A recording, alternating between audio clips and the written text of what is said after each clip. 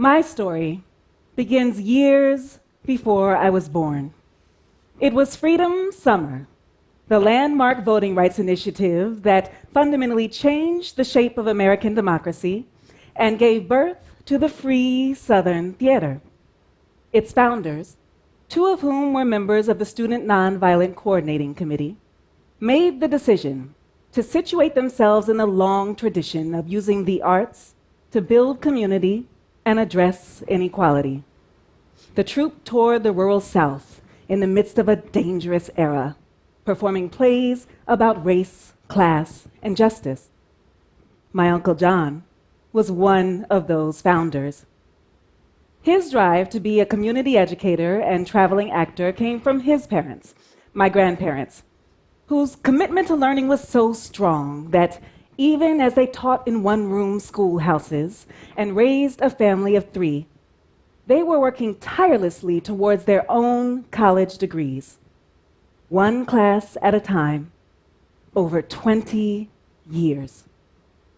It all culminated in 1957, when my uncle graduated from high school, my grandma earned her bachelor's degree, and my grandpa successfully completed his master's program, all at the same time. I often think about the sacrifices they made for that moment. See, I come from generations of people who know how to see a thing through. Fast forward to when I, the 3rd grandchild, was in the 3rd grade. My grandparents, from whom my uncle and I both inherited the travel gene, had just returned from a trip to Ethiopia. They visited my elementary school class to bring images and stories of people that they'd met during their trip. And they also brought a bag of local pepper for us all to taste.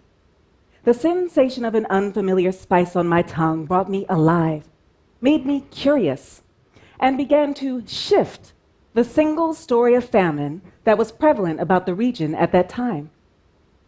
I remember realizing that travel and stories can change perspectives, and that we should always share what we learn on our journeys with others. This is how we break out of our boxes. This is how we create a world more grounded in empathy and equity. That's why, in my work as a collagist and photographer, I strive to make what I call journey work. Work that takes us somewhere, work that transports its audience. This matters now, especially now, as we enter into a political era that's increasingly defined by talk of jail cells, borders, walls, homeland, ideas that are all about restriction and confinement, as if these kinds of divisions somehow make us more safe. When the truth is, we get to freedom when we can finally see each other as fully human, across all kinds of borders, whether race, class, gender, nation, or criminalization. Collages are by nature borderless constructions. They're made by taking items that were once defined by certain parameters and reworking them until their original boundaries either don't exist or don't matter. The identity of an item is less important than its characteristics: the shape, the color, the composition, the potential for its pieces to assume new forms. Legs become a podium. Lips become a hat. What you see isn't necessarily what you get. Now, of course, meaning does matter. Assigning labels and names to everything we see helps our brains make sense of the world. It's why our first years on this planet are solely dedicated to figuring out whether the things we come across are harmful, helpful, or benign. But as adults, perhaps it's time to think about whether that inflexibility can limit the potential of items and ideas. Take the tradition of African America, where we created gourmet food out of scraps, beautiful quilts out of rags, collages out of fragments. Give us only what is left, and we still create life, complete with ringing laughter. Cultivating this ability to re-see, to reframe, is a fundamentally undervalued part of devising creative, sustainable solutions to our most pressing problems.